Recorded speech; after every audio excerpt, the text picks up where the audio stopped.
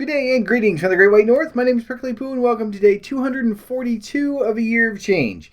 Today we're going to deviate a little bit from the food thing. We're still going to talk about food, but not really anything that's sort of specific. Basically, going to bring up something that I found, a while ago in the store, but I never really bought them. Beans. The different thing with this, just a bean, but the only thing with this is that it is slightly bigger than regular beans. Yes, this is this is an actual bean. There we go. There's the entire length of it. And that's when I first saw these in the store. I assumed that they were just like some sort of other vegetable. But no, as it turns out, they're just a bean. You can get these pretty much anywhere, I guess. I just have never really paid attention up until now. And they're just called like yard long beans or Chinese long beans. There's a bunch of different names for them. But the main reason why I want to bring these up isn't because they're anything magic or special. There's no super, nutritional aspect to it. These essentially are the same as regular beans. I'm not a big fan of, I don't mind beans. I don't like the wax beans, like the canned ones, because they make my teeth squeak. And it really bothers me. I'm not much of a texture person, but having a food that makes your teeth squeak can be really, really annoying. So I often don't get them. Only, raw beans and stuff like that. But these are a little bit different. These pretty much taste like beans. They have the same nutritional value as regular beans. They're just a little weird. And, you can boil them. You can eat them raw. You can actually crack one open here. Don't need that. Throw that away. And inside, if I can open one, they aren't green. That's a bit of a surprise. There we go. There's a little bean from inside of it. Little tiny brown beans. Usually, I first time I tried them, I ate them raw. I have boiled them before as well. And they taste like a bean.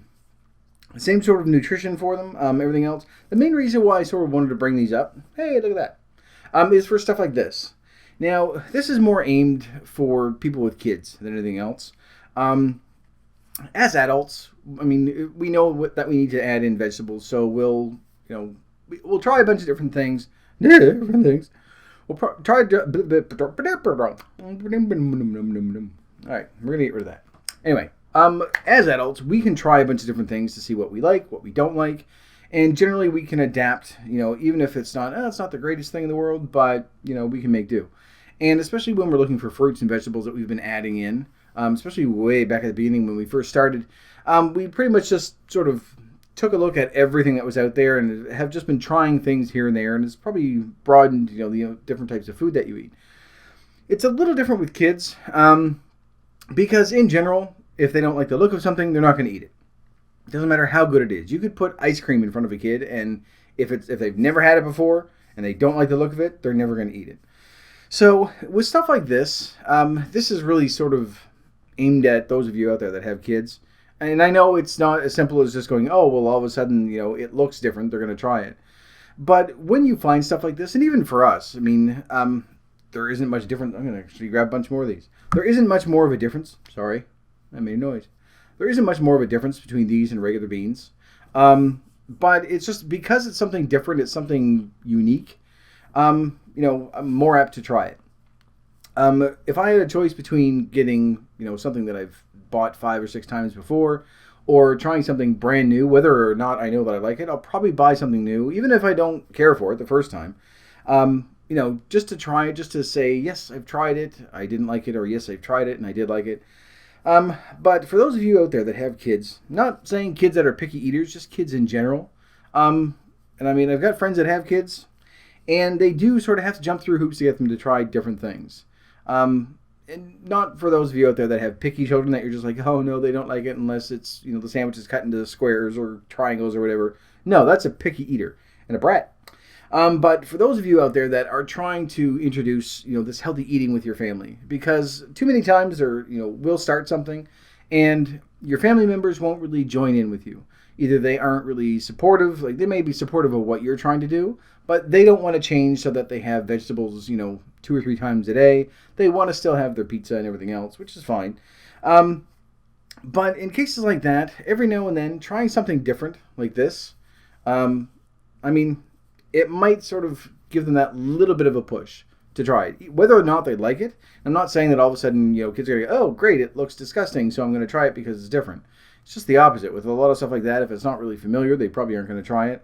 But it gives you another option. Instead of just saying, well, we're going to get beans, which are really boring and flavorless and not all that great. You can try something like this. And it's not just these, obviously. I'm not just saying, well, here you go. These are going to solve all your picky eater problems. But I'm trying to turn this into a knot, and it's kind of working. There we go. Look at that. But it's stuff like this that I'm trying up new things. You can go online and you can find a whole slew of different things to try with vegetables. Some of them aren't great. Some of them are like, I saw one, a pumpkin and peanut butter soup, which sounds disgusting to begin with. But you don't have to go way overboard with it. And not in an attempt to say, well, you have to have this, otherwise you can't have, regular food. But there were a few ideas in there that were pretty good. Like if you can get a crinkle cutter, or just like a little cookie cutter, something like that, to cut out vegetable shapes like that. Or the crinkle cut thing, I think, were for carrot sticks, that they look like little orange French fries. Just something a little different to sort of add that variety to it, even if it's regular stuff. I mean, there are people out there that you've tried all the different things and you're stuck on 2 or 3 different types of vegetable. As an adult, you're fine. You can say, good enough, that's what I like. For kids, though, even if they do like it, it's going to get boring. So something just to sort of help that out. I don't know if I'm making any sense. It's a little difficult for me to talk about this because I don't have kids, don't want kids. I purposely buy pointy furniture, made of glass, because they're too much trouble than they're worth. But I do have a lot of friends. I don't try out my voice. Oh, what happened there? Sorry, but I do have friends that have kids, and this is just sort of basing what I know on that. So it's an uneducated topic to begin with. But I guess the main thing I'm trying to say is that we've been trying new things off and on for a few months now. Going out, if you see something different, going out and grabbing it. That's the basis of this was really to start sort of, when we first started this, it was just alternative snacking and stuff. And then we started getting into the little weirder things, and we did the soy thing, and then the bean thing, and everything else. But there are a ton of other things that are out there that are similar to what you're already eating, that you can just sort of add a little bit of variety to it. And even if it's a one-off, if it's something that you try and you just go, I really didn't like that, I'm just going to go back to my regular beans. I keep using beans as an example because that's what I have here.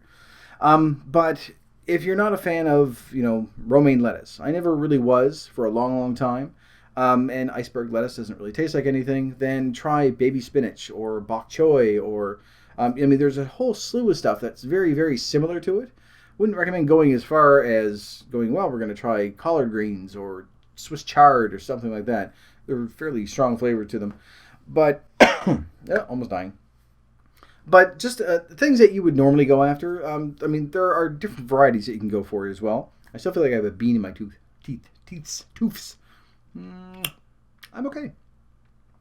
So when you're trying new stuff, and again, this is really sort of going out to people with families that aren't really sort of keen on what you've been doing. I'm sure that they're supporting you, and especially now that you're starting to make progress and things like that. But when I was on MyFitnessPal a few days ago, there was someone on there that they were having a really tough time because they are really trying to introduce a lot more healthy eating into their diet, and their family just isn't with them. They still order pizza because they aren't in charge of actually buying the groceries. They're in charge of cooking the meals, but they don't buy the groceries. So all the groceries that are coming into the house are still things like, cookies and cakes and frozen pizza and all the other stuff. Fried chicken, I think, was one of the things, which is fine to have, every once in a while. But when you're trying really, really hard to sort of introduce a healthy diet and you're not the one in charge of getting the groceries, it can be really, really difficult to try to stay on track. And this is sort of one of those ways that might be able to help. If people aren't really sort of jumping on the bandwagon with you, you can slowly introduce these things that, yeah, fine, have your pizza, but start with saying, one night a week, we're going to try this. It's going to be something different. It's going to be something new.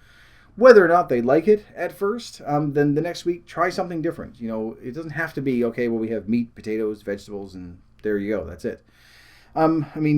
I keep going back to the beans. So instead of buying beans, like if you have someone in your family that doesn't like them, don't buy them because it's just a waste. And there's other stuff out there that is going to give you just the same amount of stuff.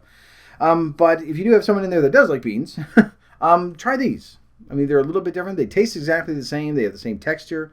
The only thing that's different about it is the length. So, I mean, you can use it still in a stir fry. You can just boil them. You can do whatever you want with them. So it's just something just to be a little bit different during the meals. And no, it's not going to make or break the meal. It's not going to change their attitude. It's not going to make them say, oh, well, all of a sudden I want to start eating healthy. But it just adds a little bit of variety in there. It's the same thing. Like if you had to have pizza every single day of your life, you're not going to get the exact same pizza every single day. You're going, I don't know why I'm talking about pizza so much today. You're not going to say, well, I'm going to have a pepperoni pizza every single day. No, eventually you're going to say, I want something with bacon on it. Or I want something with onions, and I want double cheese, or I want, a veggie pizza, which is weird because the veggies don't cook, and all the water comes out, and then the dough doesn't cook, and it's fucking horrible. I've never had a veggie pizza that actually cooked properly. They're gross. Anyway, so it's just little things like that. It's just a matter of adding in some variety, and if it's something that's really, really weird, look it up first, because it might be something that you really don't like.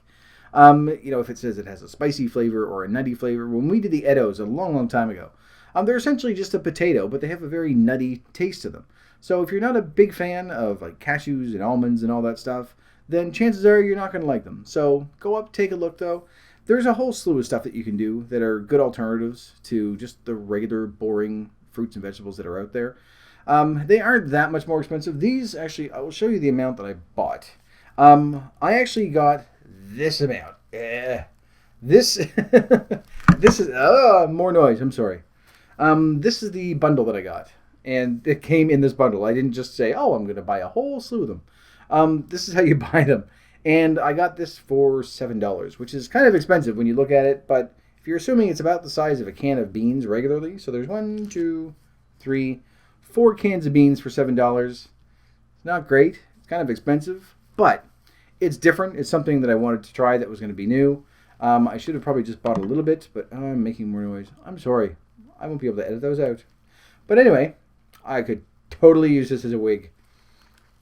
I'm not going to. But I could. But I'm not going to. Anyway. That's the bundle that you get for $7, Ryan. And I have bought these before. They don't last too long because it's just like any other vegetable that's out there. But you don't have to go out and spend, a shit ton of money on something and say, well, it's a novelty. It cost me $12 a pound. Don't do that. That's ridiculous. I mean, there are other alternatives that are out there. I'll go back to the baby spinach. That if I have the option between getting the baby spinach or lettuce and it's pretty much the same, I'll go for the baby spinach. I just like the flavor. I don't have to worry about breaking it up or anything, and usually it's already been washed, so it's just a quick rinse and everything is done that way. I'll usually do that in a salad more than lettuce and things like that. Caesar salad, you kind of have to go for romaine lettuce. It just has a different flavor, but I always found it to be very bitter as a lettuce. So I've thrown in baby spinach for a Caesar salad as well, which aren't great, but there's plenty of vegetables in there. So it's better than having just junk food. So think of it that way. Anyway, I don't know if this was very clear. I originally intended for this to go out to people with kids and say, you can try this, try, something different and weird to see if they'll try that. You can, the crinkle cut carrot thing sticks in my head as well. They had another one where they sort of took a cucumber and they were shaving it lengthwise, or like little ribbons, which was kind of neat.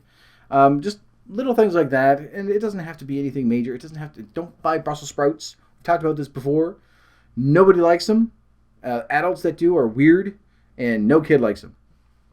Same thing with broccoli. A lot of kids don't like broccoli, but I think if you just do the florets and if you prepare them properly, stuff like that. But in general, everyone knows there are certain vegetables that kids simply don't like. Brussels sprouts are right at the top of the list. It's very few kids are ever going to go, oh, these are delicious. No, because they taste like bad breath and feet. It's really weird. I don't know what feet taste like, but I would imagine like that smell, that sort of sweaty gym sock smell. That's what they remind me of anyway. Sort of avoid those ones. So if you're going to be getting vegetables and things like that, try to grab something that you feel is going to be palatable.